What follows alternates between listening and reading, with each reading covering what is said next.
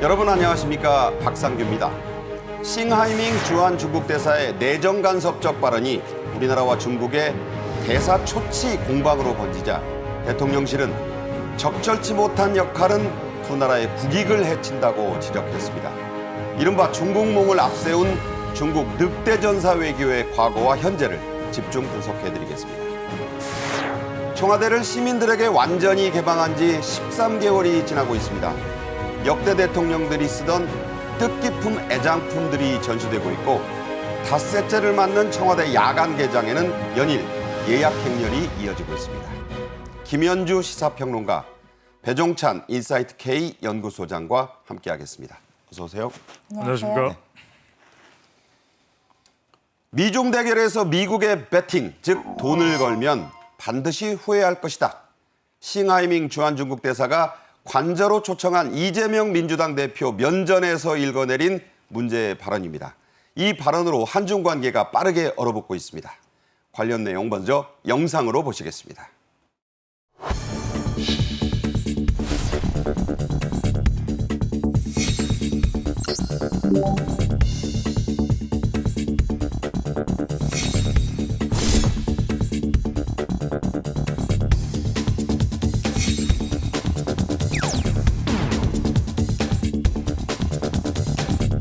Promoting stability across the Taiwan Straits as well, and ensuring freedom of navigation, including in the South China Sea and beyond.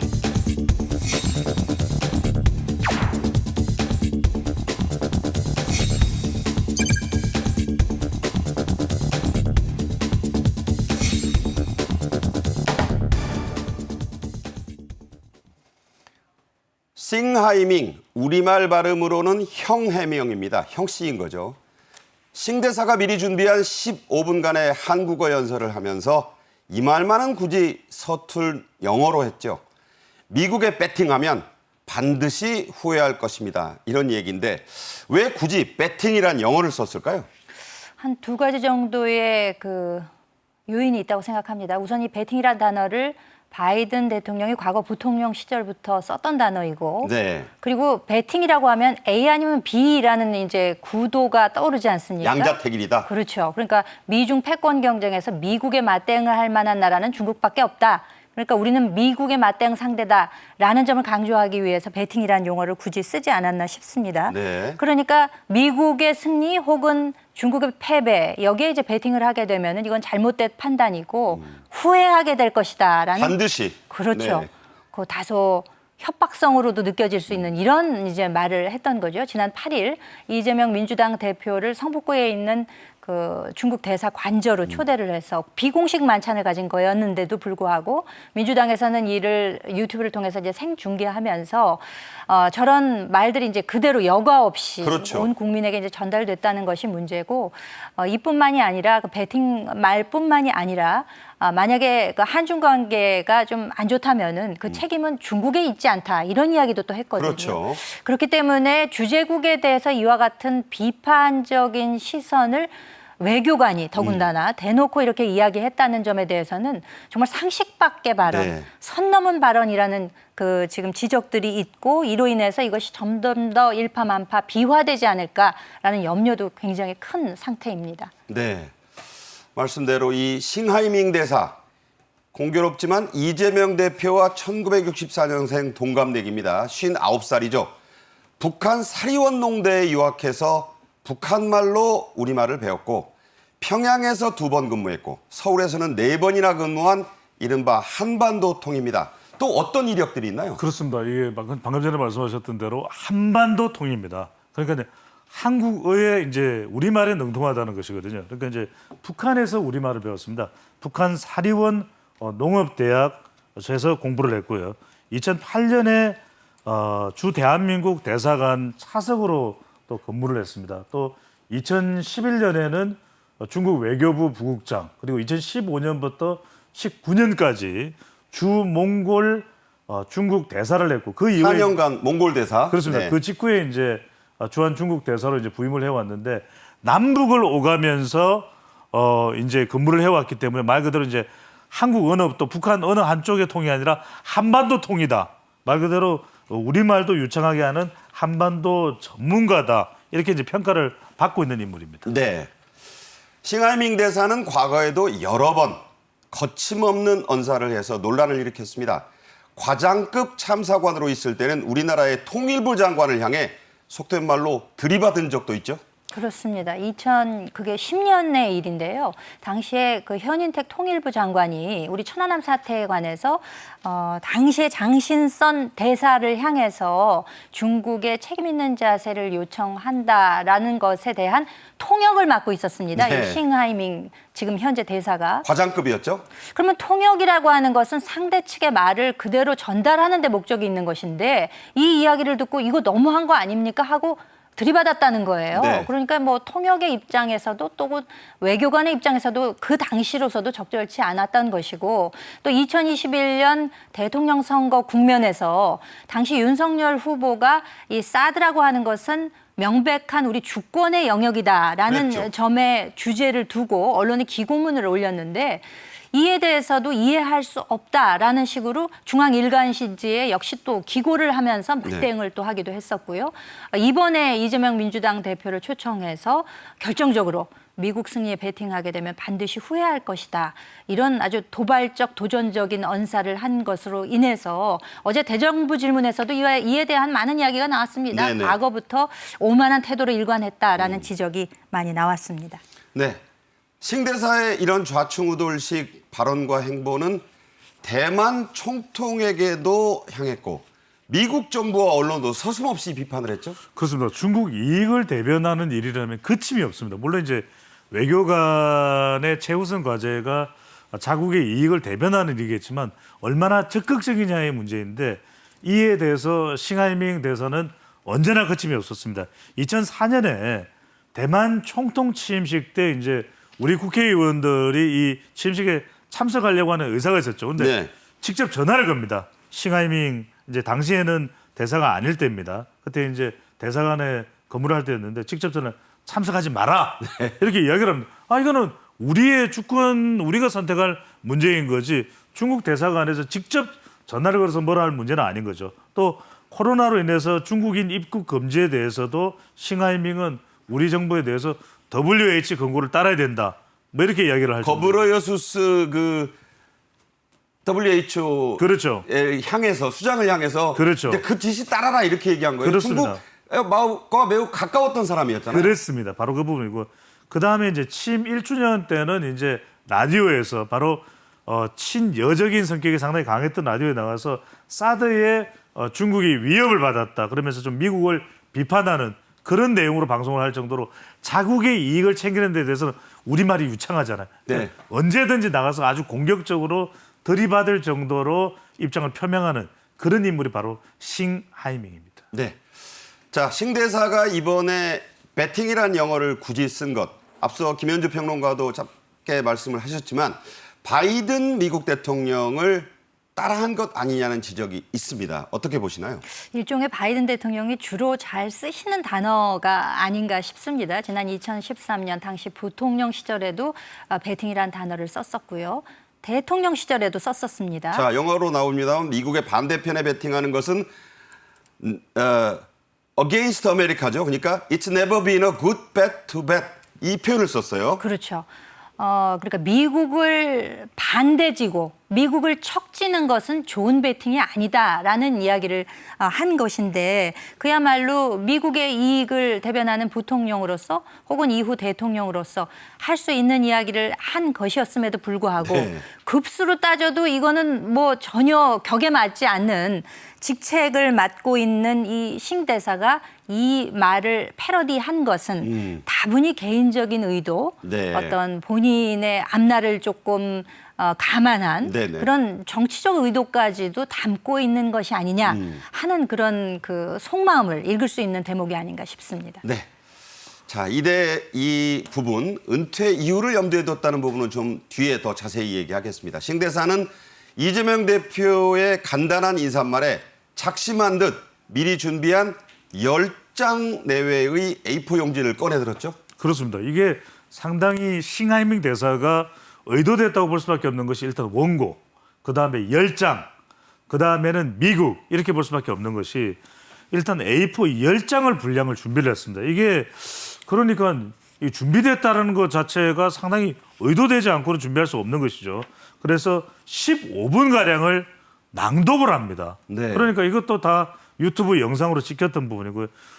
중국 전문가들은 싱하이밍의 이 배팅 발언이 계산됐고 의도됐던 것이다. 왜냐하면 이날 주제가 사실은 중국과의 경제관계가 복원되고 후쿠시마 오염수에 대해서 좀 논의된다고 그렇게 알려졌었는데 주 내용은 미국이에요. 네. 그것도 방금 전에 to bet against bet 이런 Bet 이야기. against America. 그렇죠. bet 네. against America. 그러니까 이 내용 과거에 이 바이든 부통령 시절 또 대통령 시절에 했던 이야기를 소환했다라는 것은 분명히 상당히 의도됐던 것이 다 미국에 대해서. 그리고 마지막으로 전문가들은 한중 관계 실무자들이 이야기하기를 계속 똑같은 의견인데 중국의 이건 일종의 전랑 외교 내부 전략이다 이렇게 해석을 하고 있는 것이죠. 네. 자, 일각에서는요. 싱하이밍 대사가 지금 59살인데 대개 이게 말년이거든요. 은퇴를 앞두고 친강 중국 외교부장 장관급이죠. 그 사람에게 잘 보이려고 의도된 계산된 행동을 한 게 아니냐 이런 분석도 있더군요. 그렇죠. 그 외교관들은 주로 이제 순환 근무들을 많이 합니다. 임지에 가가지고 하다가 또 혹은 이제 본국에 돌아와서 본청에 근무하기도 하고 우리나라의 경우는 이제 그러한데 아무래도 연령이 이제 60세에 가까워 붙이다 보니까 은퇴를 앞둔 시점에서 그렇죠. 뭔가 좀 튀어보려고 한 것이 아니냐. 네네. 내가 한국의 주재에 있는 대사지만 할 말은 내가 이렇게 한다. 우리나라 그러니까 중국의 국익을 위해서 이 정도로 나는 할 수 있는 사람이야. 네네. 라는 어떤 그 존재감을 어필하기 위해서 상당히 의도적으로. 근데 이걸 누가 들으라고 한 이야기냐?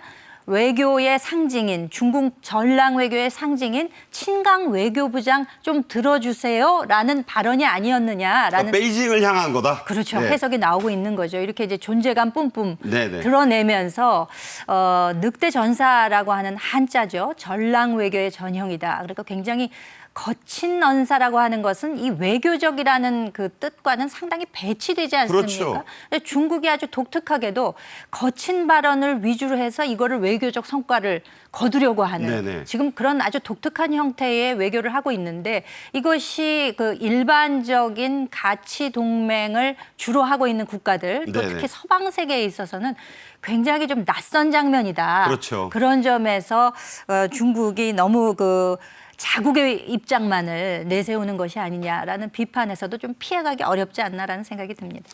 자, 신 대사의 이 돌출성, 물론 의도됐다는 분석이 있습니다만 발언에 우리 외교부는 신 대사를 초치해서 경고했습니다. 초치, 뭐 일반적으로 잘 안 쓰는 외교 용어인데 어떤 뜻이죠? 불러서 엄중 경고하다는 이야기입니다. 그러니까 네. 이제 단순히 구두상으로 부르지 않고 하는 주의보다는 더 높은 경고의 의미를 담고 있는 것인데 외교부에서는 싱하이밍 대사를 초치했습니다. 이제 외교부 장관의 명의로 초치하는 겁니다. 그래서 도발적 은행에 대해서 엄중 경고를 했습니다. 이제 실제 경고를 하는 것은 외교부 차관이 했습니다. 그래서 이제 초치를 해서 타국 외교관을 외교부에 별도로 불러서 항의하는 이게 이제 외교적인 전문 용어로 초치라고 하는데 가만히 보면은 상당히 이 싱하이밍 대사의 표정도 좀 본인도 약간 불쾌한 표정이에요. 아, 떨떠름하잖아요. 떨떠름해요. 네. 그런데 이걸 안 올 수는 없습니다. 이거 안 오면 큰 외교적 파장이 하거든요. 그런데 이따가 아마 설명 나올 것 같은데 중국도 일종의 보복 대응으로 정재호 중 한국 대사를 또 초치해서 또 경고를 합니다. 네네. 그러니까 중국도 보면 이게 일종의 보복 대응을 하면서 맞대응을 하고 있어서 상당히 이 파장이 저는 간단히 끝날 것으로는 보이지 않아 보입니다. 네. 자, 이런 상황 속에서 우리 대통령실도 신 대사에게 애들러서 경고했습니다.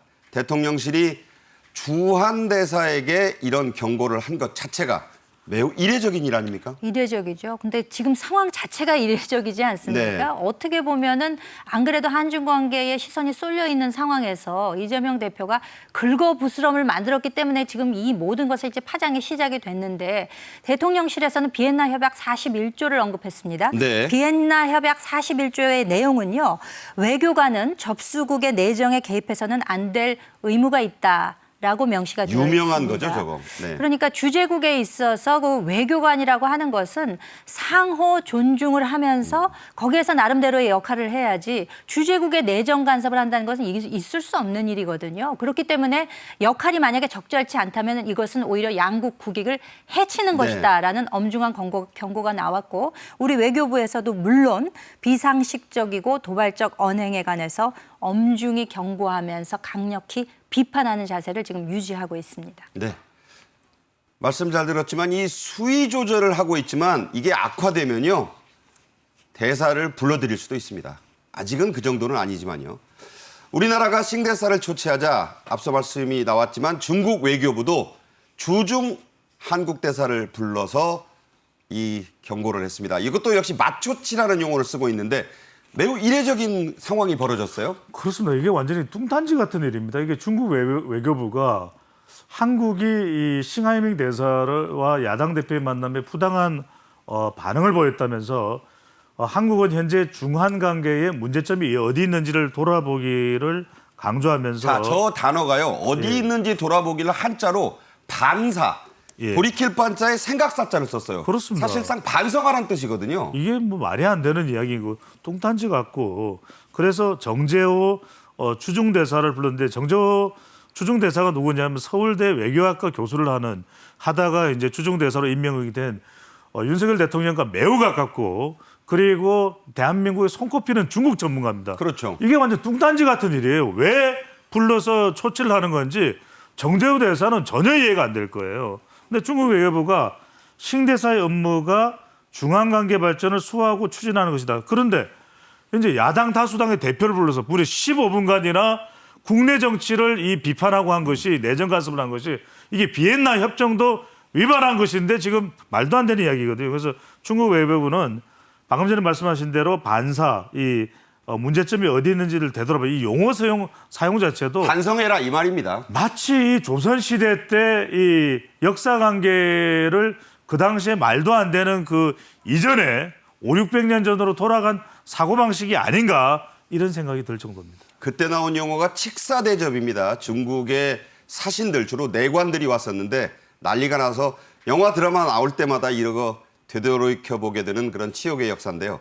자, 그런데 이 맞초치를 할 때의 우리나라와 중국의 격도 문제가 됐습니다. 우리 측은 차관이 초치를 했는데 중국은 일부러인지 그 아래 직급인 차관보를 썼어요. 그렇습니다. 우리나라에는 주한 중국 대사가 있고 중국에는 주중 한국 대사가 있지 그렇죠. 않습니까?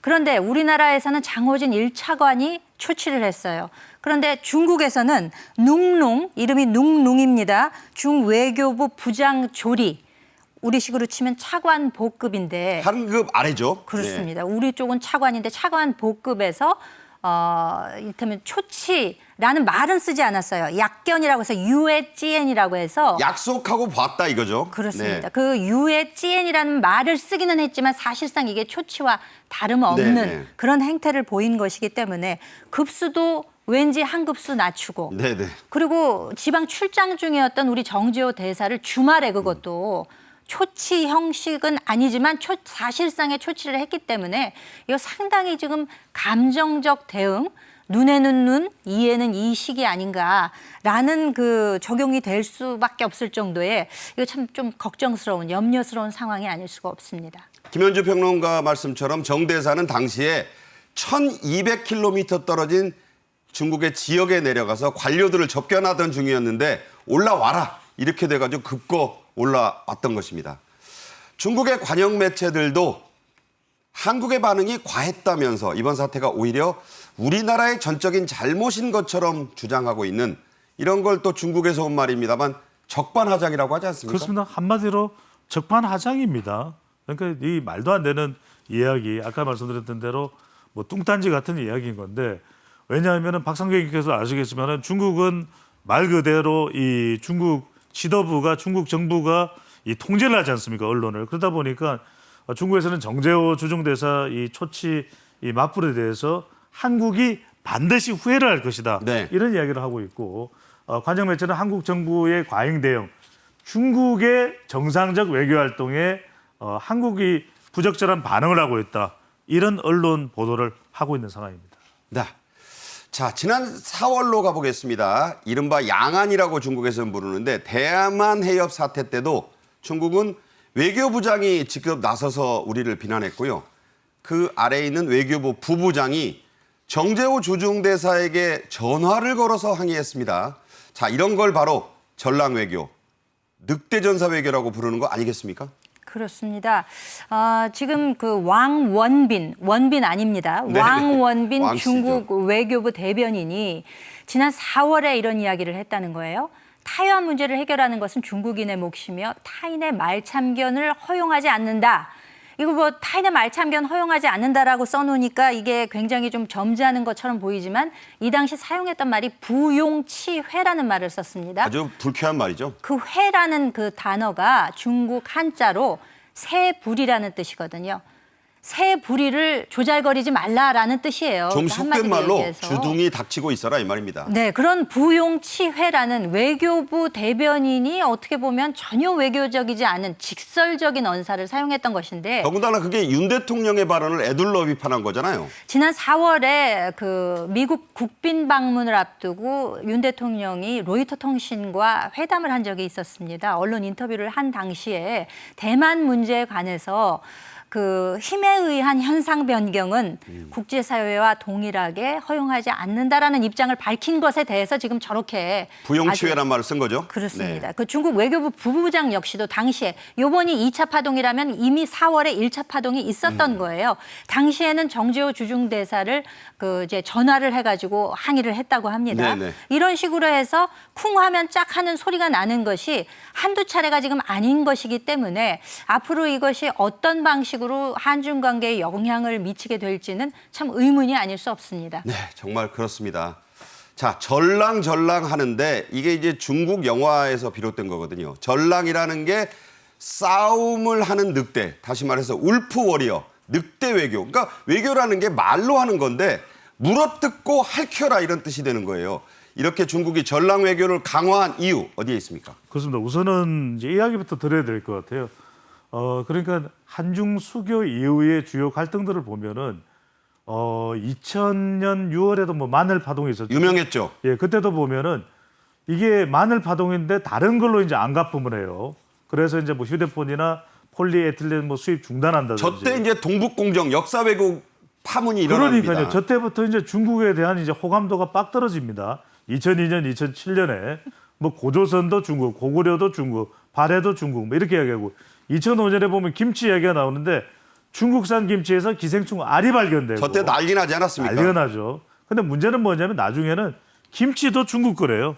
다 중국 거예요. 한복도 중국 거고. 김치가 아니라 파차이 아닙니까 그건? 그러니까요. 네. 그러니까 이런 것 자체가 다 중국에 대한 비호감도가 높아가는데 중국의 사고방식이 문제인 게 뭐냐면 계속해서 이 92년의 수교 이후에 자 그리고 또 하나 이제 중요한 게 지금 화면에 보시면서 사드입니다. 그래서 사드 문제는 우리는 우리의 생존권 때문에 사드를 하는 것인데 여기에 대해서 한한령을 발동함으로써 중국 내에 우리 산업도 기업들도 무너지게 되고 그때 중국은 이제 꼬차오라고 그렇죠. 애국 소비 운동이 일어나서 우리나라 뭐 롯데 것도 안 쓰고 현대차도 안 탔잖아요. 그러니까요. 그게 지금까지 이어지고 있는 것이고 2021년에는 또 요소를 또 적을 가지고서 또 수출을 사실상 우리에게 타격을 줬고 그때 이제 화물차 대란이 일어나지 않았습니까? 저것 때문에? 그러니까요. 말로만 뭐 이웃 국가고 친구고 뭐 그렇게 이야기를 해봤지만 실제로는 그렇지 않았다. 근데 여기서 추가적으로 설명드릴 게 뭐냐면 영어권 국가에는 꼼짝도 못해요. 움찔합니다. 네, 미국이나 호주 영어 쓰는 국가에는 왜 홍콩의 그 아편 전쟁 이후에 그 추억이 있거든요. 그러니까 뭐 뉴질랜드는 우리보다도 나라가 적은데 꼼짝을 못해요. 그런데 우리나라는 유독 과거 역사를 가지고서 막 그냥 큰 목소리를 내고 큰 소리를 치고 그러고 전랑 외교가 뭐냐면 이게 이제 영화로도 됐는데 아까 늑대라는 말씀 주셨는데 이 영화가 뭐 일종의 중국 영웅담이에요. 그런 이야기를 통해서 이 영화에서 유래돼서 마치 일종의 국뽕 영화인데 이걸 통해서 그 전에만 해도 조금은 숨겼어. 일종의 도광양의 따구왕 리양후이식으로 그렇게 했었는데 이제는 다 드러내요. 네. 이 적극적으로 이제 중국이 원하는 것을 다 고스란히 드러내는 이른바 늑대 전랑 외교를 하고 있는 거죠. 네, 싱하이밍 대사와 정재호 대사 간에 있었던 최근 사태를 저희가 그래픽으로 다시 한번 정리해드리겠습니다.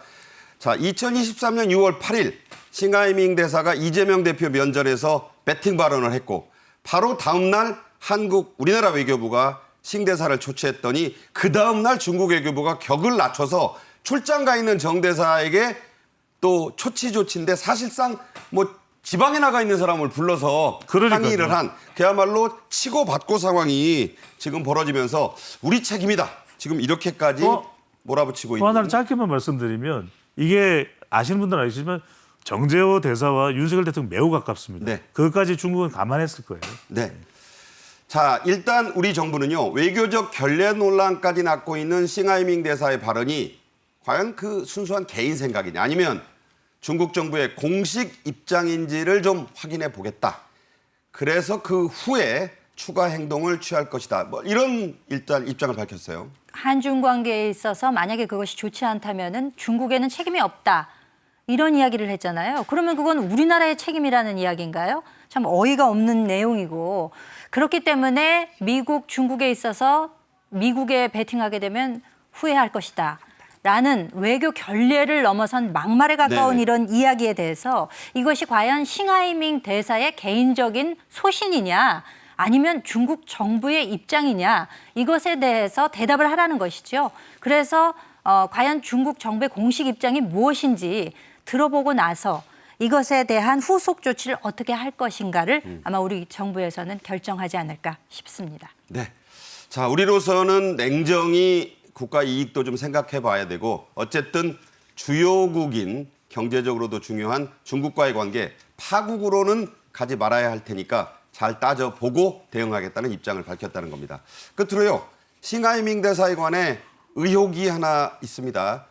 하룻밤 자는데 1,000만 원짜리 숙박 접대를 받았다. 아직 확인은 안 됐지만요. 뭔 얘기입니까? 의혹입니다. 하지만 진상 규명은 돼야 될 것 같은데 울릉도 최고급 시설에서 1박을 했는데 이게 1박에 1,000만 원 하는 접대받았다는 뭐 의혹이 있습니다. 아, 울릉도에 1,000만 원짜리 방이 있어요? 그러니까 이제 중국 진출하게 되는 이제 기업 리조트인데 아내를 동반해서 이제 주말에 무료 골프까지 쳤다라는 이제 의혹이 있습니다. 네. 이 부분은 이제 정확하게 진상 규명이 돼야 되겠죠. 네.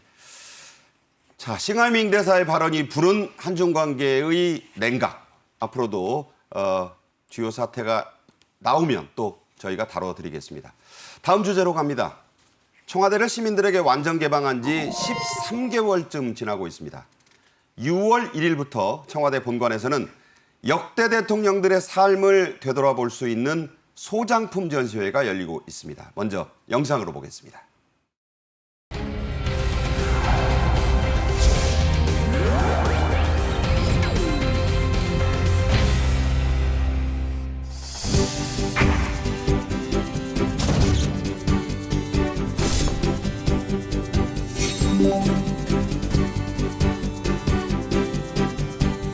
이제 대통령들의 라이프 스타일, 삶이 대통령 리더십의 지도력에 어떻게 영향을 끼쳤는가도 느낄 수 있을 겁니다.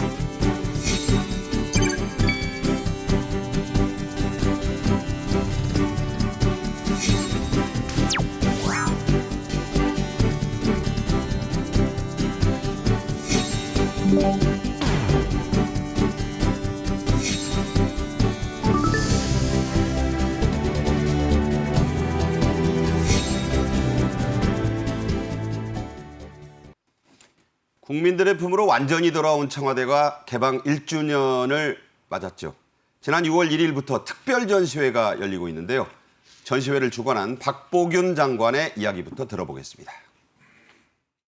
뭔가를 다루는 방식에서 벗어나서 그분들이 청와대에 계실 때 그분들의 리더십에 배치되었고 또 그분 리더십의 중요한 요소로 작동했던 소품을 상징 소품이란 타이틀로 정해서 이 전시를 합니다. 대통령들의 라이프 스타일, 삶이 대통령 리더십에, 지도력에 어떻게 영향을 끼쳤는가를 또 느낄 수 있을 겁니다. 네.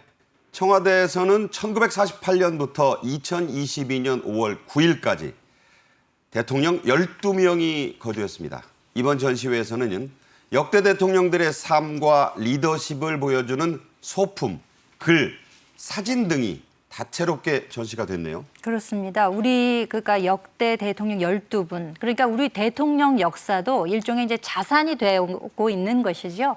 이분들에 대해서 공과 과를 지적한다거나 뭐 진영으로 나누어서 어떤 비판의 소재가 있는 이런 내용들을 다루는 것이 아니라 인간적인 측면에서의 스토리텔링을 중심으로 해서 지금 전시가 열리고 있습니다. 네. 청와대 개방이 작년 그러니까 그 대통령 취임 때부터 시작이 됐으니까 이제 1년이 조금 넘었는데요. 13개월이 조금 지났더라고요. 그러니까 단순한 이제 오픈 행사에서 벗어나서 이제 앞으로는 보다 스토리가 있는 우리의 K 관광에 좀 구심점 역할을 할 수 있도록 보다 많은 지금 노력들이 아마 기울여지고 있는 것으로 보입니다. 네. 과거 역대 대통령들이 경무대 시절부터 청와대까지 12분의 소장품들을 특별히 청와대 본청에서 전시회를 하고 있습니다. 춘추관 2층에서도 그 쓰던 뭐 집기들, 그릇 같은 거를 지금 전시를 하고 있는데요.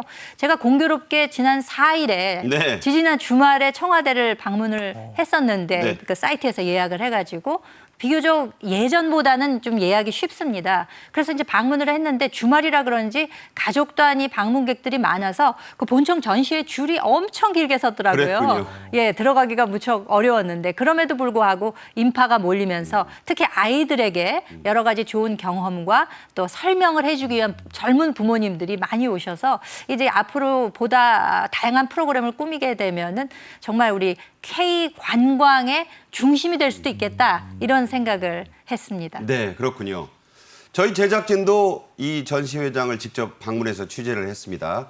자, 하나하나 좀 살펴보겠습니다. 먼저 이승만 초대 대통령 하면 떠오르는 게 모시옷. 그때는 여름에 모시옷을 입었어요. 영문 타자기, 타이프라이터였죠? 그렇습니다. 이게 정말 우리가 이승만 대통령 생각하면은 뭐 기억이 잘 안 나는 분들도 계실 텐데 48년 우리 대한민국 정부가 수립될 때 입었던 그 옷도 있는데 지금 사진으로 보시는 것은 바로 이승만 대통령이 나이가 한참 많았을 때도 바로 이 독수리 타법으로 쳤다는 그 영문 타작입니다. 직접 저걸로 쳤다는 거예요. 그러니까요. 1953년 이 한미 상호 방위 조약 체결 당시에 독수리 타법으로 문서를 직접 작성을 했다 그래요. 한미동맹문이 저 타이프라이터로 쓰여졌다는 그렇습니다. 거죠. 흥미로운 건 뭐냐면 이승만 대통령 탁탁 독수리 타법인데 프란체스코 여사는 탁탁탁탁탁 이렇게 잘 쳤다 그래요. 전혀 때 타자수였다지 않습니까? 그렇습니다. 지금 이 옷은 이제 48년 취임식 때 입었던 이승만 대통령의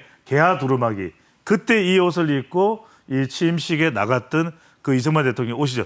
나라가 잘 돼야 되는데 했던 그 바로 옷이죠. 네, 한산 세모시로 만든 모시옷입니다. 다음은 박정희 대통령의 소장품들이 또 눈길을 끌었습니다. 박 대통령은 군인이 되기 전까지는 문경소학교 교사로도 근무했죠. 자, 그림을 잘 그렸는데 이 드로잉 수첩을 직접 가지고 다닐 정도였다고 그래요? 그러니까 대구사범 출신이시기 때문에 이제 교사 생활을 하셨는데 제가 보기에는 이 미술적인 재능이 있으셨던 것 같아요. 그 직접 연필 스케치로 그 스피치라는 종류에 대해서 이름이 방울이었다고 네, 하죠? 방울이 직접 그림도 드로잉으로 하신 그 지금 작품이 자, 이 나오잖아요. 작품입니다. 본인 서명도 있잖아요. 왼쪽에 방울. 본인이 그린 거래요. 방울이가 그린 게 아닙니다. 네. 그런데 그 휘호도 또 많이 서예 솜씨도 상당히 뛰어나시기 때문에 우리나라 곳곳 중요 지점에 휘호도 많이 남기셨잖아요. 그렇기 때문에 그림이나 글씨 이런 데 상당히 재능이 있으셨던 것 같습니다.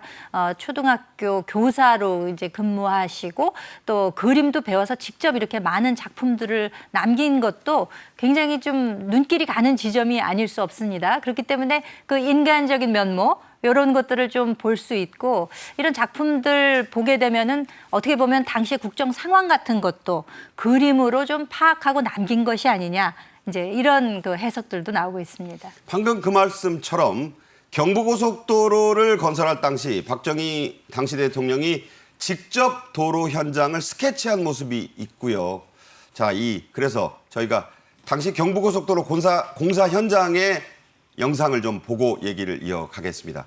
그때 현장에 박정희 당시 대통령이 여러 번 나갔어요. 그렇습니다. 지금 힘차게 추진되고 있는 서울 부산 간 고속도로 건설 현황을 시찰했습니다. 여기는 충청남도 대덕군 북면 경부 고속도로학교에 뚫리게 된 대전 공구인데 몽다리 고개라고 불리우는 이 공구는 난공사인데도 이미 93%의 건설 공정이 완료돼 있어 이곳 대전 공구는 내년 7, 8월경에 완공을 보게 됩니다.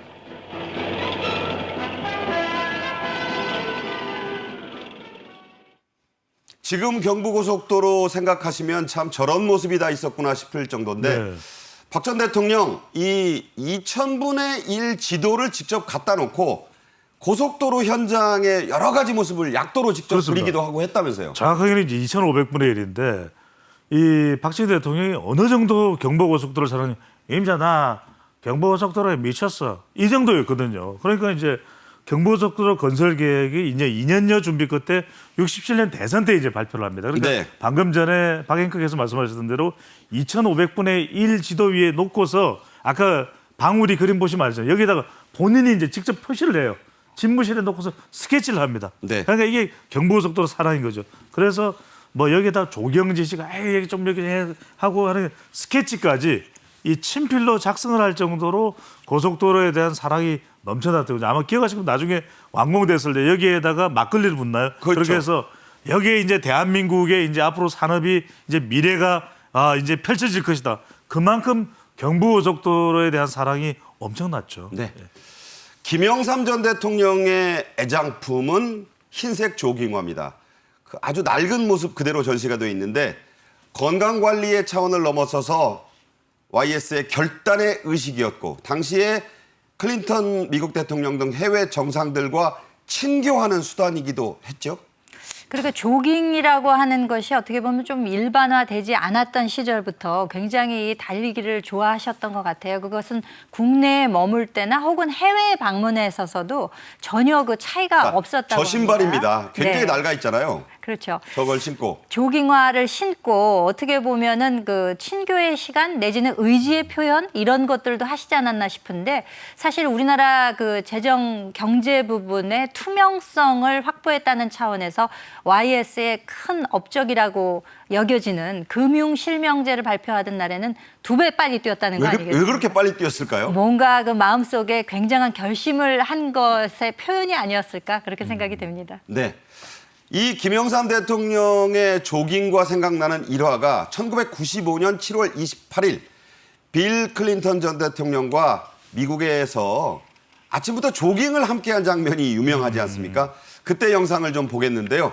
당시에 박진 외교부 장관의 모습도 나옵니다. 27일 아침 이게 95년 1월 그렇습니다. 미국에서 직접 예. YS와 클린턴이 지금 뛰는 거예요. 그러니까요. 자, 밖에 있는 인물 좀 주목해 주세요. 이 두 사람 밖에. 조깅을 같이 하며 정상회담 의제에 관해서 의견을 교환하기도 했습니다.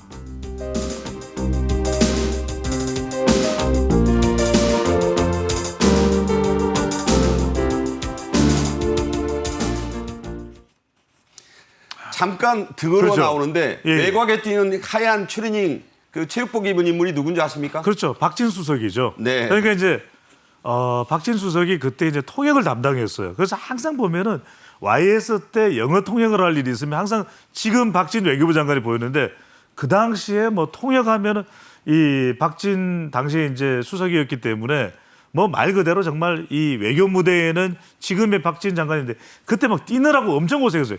뛰면서 통역까지 해야 되니까 정말 땀날 일이잖아요. 그런데 흥미로운 건 뭐냐면 그 당시에도 그렇고 한국에서도 그렇고 이 YS 그러면 조깅입니다. 그런데 흥미로운 게 조금 전에 복장을 보면은 YS와 클린턴 대통령이 달라요. 다르죠. 근데 이게 흥미로운 게 YS는 김영삼 전 대통령은 클린턴 대통령이 이렇게 옷 입고 나올 거야. 그래서 땀복을 입고 나왔고 클린턴 대통령은 김영삼 전 대통령이 편안하게 티셔츠 입고 나올 거야. 그래서 이제 티셔츠 입고는 서로 배려한다 그러면서 상대방이 입고 나올 옷처럼 입고 나왔는데 엇갈려 버렸던 거죠. 네. 김대중 전 대통령은 이 다리가 좀 불편해서 민주화 운동 시절에 이 고문의 후유증이었죠. 그래서 이 뛰지는 못했고 외부 활동 대신에 이 원예, 그러니까 꽃이나 화초를 많이 갖고 습니다. 그래서 애장품도 원예 가위가 전시가 됐는데 어떤 뜻이었나요, 이게? 그러니까 YS의 경우에는 굉장히 좀 동적인 그런 면모가 있었다면은 김대중 대통령은 좀 정적인 그런 취미 활동을 하시지 않았나 싶습니다. 지금 원예 가위하고 이제 물을 주는 물조리개죠. 네, 지금 나오고 있는데 그 원예 가위가 이렇게 전시될 정도로 꽃가꾸기 또 뭐 화초, 나무 이런 거 전시하면서 굉장히 좀 뭐라고 할까 그 인동추란 별명이 있지 않습니까? 네네. 좀 참고 견디는 시간들을 많이 보내시지 않았나 싶습니다. 또 사실상 신군부에 의해서 굉장한 핍박을 받았음에도 불구하고 전직 대통령들 네 분을 초대해서 어울리는 장면을 연출해서 우리 헌정사에서는 참 없는 장면을 이렇게 만들어내기도 했던 그 통합의 뜻을 갖고 있던 김대중 전 대통령의 면모도 돋보이는 그런 전시물도 있었습니다. 네. 매번 갈 때마다 볼 수 없는 분이긴 하지만 이색적인 인물이 또 여기 전시회장에 있다고 합니다. 김영삼 전 대통령의 아들이죠. 차남인 김현철 이사장과 노태우 전 대통령의 아들인 노재헌 이사장이 전시회에 깜짝 도슨트로 등장을 한다는데, 자, 이 도슨트라는 게 그렇죠. 네. 영어긴 하지만 이게 설명해 주는 사람이잖아요. 그렇죠. 전시회. 네. 전시회 뭐 마치 큐레이터처럼 상세하게 이제 안내하는 사람인데 이제 이 전시된 내용을 가지고서 이제 설명하는데 김영삼 전 대통령 그러면 조깅하면 또 조깅하거든요. 그러니까 이제 김현철 김영삼 재단 이사장인 이 아버지의 이제 대통령 재임 시기가 결단의 연속이었다. 그 중에서도 이제 새벽 조깅은 결단을 다듬는 준비 시간인데 우리가 잘 아시는 게 이제 이 금융실명제 아시지 않습니까? 네. 확실히 금융실명제 합니다. 이럴 때 그날은 이 조깅 속도가 좀 빨랐다는 거예요. 네네. 왜냐하면 확실히 금융실명제를 해야 되니까. 2배 빨리 달렸다고 앞에 그렇죠, 나오잖아요. 그렇죠. 그 평소보다 빨리 달렸다라는 그 배경 설명까지도 도슨트로서 강조를 해줬다고 합니다. 네. 노재헌 이사장, 노태우 전 대통령의 아들이죠. 노 전 대통령의 애장품인 퉁소에 대한 그 뒷얘기를 전했다는데, 자, 퉁소를 잘 부는지는 몰랐어요. 그 노태우 전 대통령은 또 음악에 좀 조예가 있으셨던 것 같아요. 그 어렸을 때 7살 때 그 아버님이 돌아가시는 바람에 그 퉁소를 유품으로 이제 물려받았었는데 퉁소뿐만 아니라 뭐 여러 트럼펫 등 피리, 단소 이런 악기들을 잘 다뤘는데 노재헌 이사장의 말로는 아버님이 퉁소도 잘 불고 노래도 잘했는데 그 DNA가 나한테까지 온 것 같지는 않다. 본인은 잘 못한다는 얘기네요. 라는 유머를 구사하기도 했었습니다. 그 노태우 전 대통령 같은 경우에는 그 뱃삼의 무초라는 노래가 애창곡으로 알려져 있어서 과거 그 민정당 시절 대통령 선거 당시에 로고송으로 쓰이기도 했었는데 보통 사람, 이 보통 사람 이런 좀 유행어가 되다시피 한 그렇죠. 그런 네. 말 많이 쓰셨지 않습니까? 그렇기 때문에 그 악기도 굉장히 좀 그 따뜻한 문민정부 어떤 그런 것을 앞으로 이제 내다보면서 네네. 좀 노래와 음악 이런 것들도 즐기시지 않았나라는 생각이 듭니다. 네. 자, 이 전시회에는 청와대에서 사용되던 식기들도 전시를 했습니다. 자, 식기까지 보여준 이유는 뭘까요? 그렇습니다. 이게 왜냐하면은 실제 이 대통령의 생활이 어땠는가. 왜냐하면 거기는 대통령 가족도 있거든요. 여기서 주목할 부분은 그렇습니다. 청와대 이제 춘추관 2층 브리핑룸에 오랜 시간 사용했던 그 식기들을 전시하는데 여기서 주목해야 될 부분은 박정희 전 대통령 재임 이전까지는 주로 일본에서 수입한 식기를 사용했다는 거예요. 네네. 그런데 더 특징인 것은 유경수 여사가 이걸 바꿔라. 한국의 이 국산 본 차이나로 바꿔라. 이게 상당히 또 주목을 받고 있습니다. 네, 그렇군요. 지난해부터 정부는 청와대를 세계적인 관광의 버킷리스트에 담겠다. 이런 야심찬 입장을 밝혔었죠. 당시의 영상 한번 보겠습니다. 2층 본관 중 1층의 로비와 복도, 세종실, 충무실, 인왕실이 전시 공간이 됩니다.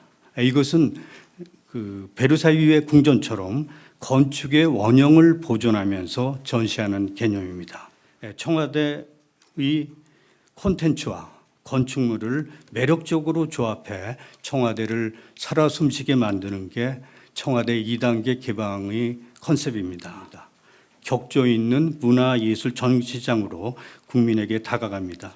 이 청와대의 600여 점의 예술품 중 340점의 미술품은 올 가을에 청와대 소장 미술품 특별전으로 기획 준비하고 있습니다. 네, 청와대 볼거리가 앞으로도 풍부해질 것 같습니다. 지금 야간 개장이 이루어진 지가 닷새가 넘었는데 예약이 뭐 계속 그 줄을 선다고 해요. 예약하기가 힘듭니다. 네. 야경은 또 다른 모습이지 않겠습니까? 그렇기 때문에 지난 8일부터 이제 10하루, 19일까지 이제 개장이 되는데 2,000명씩 할 수가 있습니다. 예약은 뭐 이미 매진된 상태입니다만 가시게 되면 이제 저렇게 저녁 풍경, 상춘제, 녹지원, 관저 모두 볼 수 있기 때문에 사뭇 좀 분위기가 다를 것 같아요. 그렇죠. 문화 공연도 이어지고 해서 아마 이게 이제 상시 프로그램이 될 가능성도 있지 않을까 이런 예상을 해봅니다. 네. 김현주 시사평론가, 배종찬 인사이트 K 연구소장과 말씀 나눴습니다. 잘 들었습니다. 감사합니다. 감사합니다. 오늘 저희 정책인 이슈가 준비한 소식은 여기까지입니다. 시청해 주신 여러분 감사합니다.